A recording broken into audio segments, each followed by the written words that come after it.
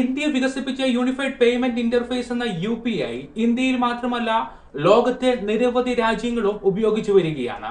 പച്ചക്കറി വാങ്ങിയാലും പലചരക്ക് വാങ്ങിയാലും തുണികൾ വാങ്ങിയാലും കാറുകൾ വാങ്ങിയാലും എന്തിനും ഏതിനും ചെറിയ ചില്ലറ മുതൽ വലിയ തുകകൾ വരെ പേയ്മെന്റ് ചെയ്യുവാൻ UPI എല്ലാവരും തന്നെ ഉപയോഗിച്ചു തുടങ്ങിയിരിക്കുന്നു. ഇതോടെ 2000 രൂപയ്ക്ക് മുകളിൽ വരുന്ന ഓരോ ട്രാൻസാക്ഷനും സർക്കാർ ടാക്സ് ഈടാക്കുന്നു എന്ന് പലരും അവകാശവാദം ഉന്നയിച്ചു. ഈ കാര്യത്തിന്മേൽ പാർലമെന്റിൽ ഒരു ചർച്ച ഉണ്ടാകുകയും സർക്കാർ വിശദീകരണം നൽകുകയും ചെയ്തു.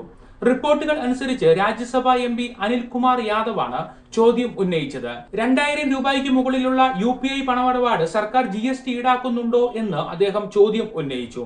സർക്കാരിന്റെ ഈ നീക്കത്തിന് എതിരായി പൊതുജനങ്ങളുടെ ഭാഗത്തുനിന്ന് എന്തെങ്കിലും നീക്കം ഉണ്ടായോ എന്നും അദ്ദേഹം ചോദ്യത്തിലൂടെ അന്വേഷിച്ചു.